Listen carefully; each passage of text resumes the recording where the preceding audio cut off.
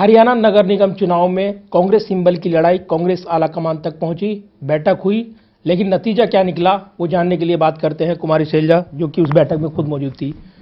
कुमारी शैलजा जी, आखिरकार ये बैठक बुलाई गई थी, सिंबल की लड़ाई थी और इसलिए बुलाई गई थी सिंबल पे चुनाव लड़े या नहीं लड़े।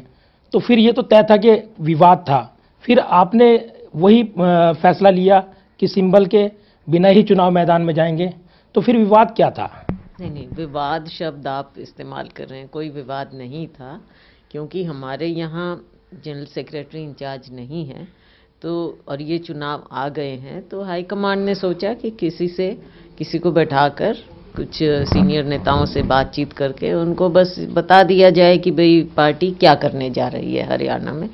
तो सबसे विचार लिए गए और कोई सिंबल की लड़ाई नहीं थी, लड़ाई का सवाल ही नहीं पैदा होता, कोई ऐसी बात नहीं थी। सिर्फ ये विचार हुआ कि हमने पहले सिंबल पर चुनाव नहीं लड़ा है कभी, और इस बार भी हम चुनाव नहीं लड़ेंगे। लेकिन प्रदेश अध्यक्ष अशोक तंवर ने दो टूक कहा कि वो तो उनकी राय थी और वो जाहिर भी थी, वो सिंबल के साथ चुनाव मैदान में जाना चाहते थे, उनकी राय को तवज्जो नहीं दी गई। नहीं, ऐसा नहीं है। देखो, निजी राय एक और बात होती है, लेकिन वो पीसीसी प्रेसिडेंट हैं और बतौर पीसीसी प्रेसिडेंट वो इस मीटिंग में शामिल हुए और सबके विचार हुए, और आखिर में जो फैसला होता है वही पीसीसी प्रेसिडेंट का है, वही हमारा है, वही सबका है, वो पार्टी का फैसला है। हमारे कार्यकर्ताओं का, नेताओं का एक ही फैसला है कि पहले की तरह हम सिंबल पर चुनाव इस बार भी नहीं लड़ रहे। ये विवाद था सिंबल को लेकर और इसीलिए कांग्रेस आलाकमान को दखल देना पड़ा, उनको पीसी चाको को केरल से बुलाना पड़ा और उसके बाद उन्होंने बैठक बुलाई। वो भूपेंद्र सिंह हुड्डा से मिलने भी गए थे, मीटिंग हुई, लेकिन परिणाम तो वही रहा जो विरोधी खेमा चाहता था। चल नहीं पाई प्रदेश अध्यक्ष की, सीधे तौर पर दिखाई दिया। ये आप अपनी बात पर कायम हैं, मैं अपनी बात पर कायम हूँ। आप तो खुद चाहती थी कि सिंबल पे चुनाव लड़े। नहीं, ऐसा नहीं है। बात यह है कि ना तो इसमें कोई विवाद की बात है, ना कोई खेमों की बात है। जब सारे बैठे हैं वहाँ पर, अपनी अपनी बात रख सकते हैं, तो सबने अपनी बात रखी और जो बात सबको ठीक लगी और उसमें चाको जी को हाईकमांड द्वारा, राहुल जी द्वारा ये उनको जिम्मेवारी सौंपी कि आप सबके विचार लेकर हमें बताइए कि क्या विचार बनता है कि पार्टी क्या करने जा रही है राज्य में। तो उसमें सबने अपने बात रखे, तो ना तो कोई विवाद था, ना कोई झगड़ा था, ना कोई और बात थी।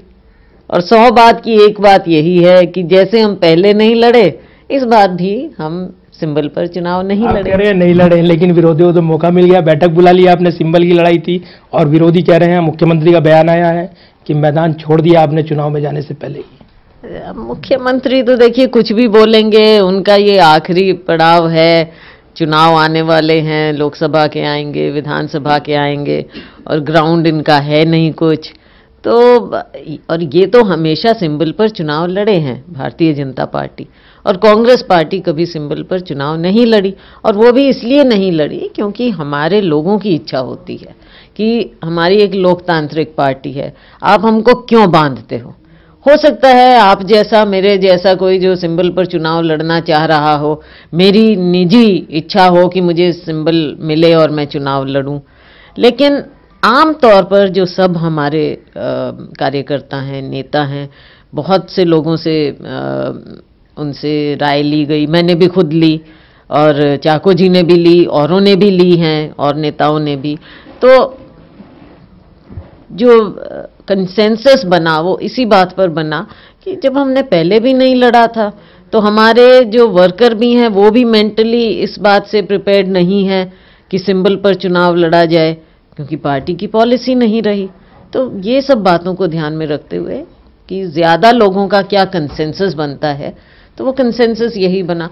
अब खट्टर जी क्या कहे, कोई क्या कहे, पार्टी, उससे हमको कुछ लेना देना नहीं है। हम ये होगा, इसके बाद लोकसभा का, विधानसभा का चुनाव होगा और उसमें आप देख लेंगे, खट्टर जी कुछ भी बोलें, भारतीय जनता पार्टी सत्ता खोने वाली है, इनका कुछ बचना नहीं है। लोकसभा में आप देख लेंगे, विधानसभा में भी सरकार इनकी जाने वाली है, तो असलियत इनको सामने नजर आ रही है, बोलने को कुछ भी बोले। धन्यवाद बात करने के लिए। और ये सिंबल की लड़ाई थी या फिर कुछ और लड़ाई थी, ये हम आप पर छोड़ते हैं, क्योंकि सिंबल की अगर लड़ाई नहीं होती तो बैठक आलाकमान की ओर से क्यों बुलाई गई थी, ये बड़े सवाल हैं। कैमरामैन पवन शर्मा के साथ प्रदीप कुमार, टोटल न्यूज, दिल्ली।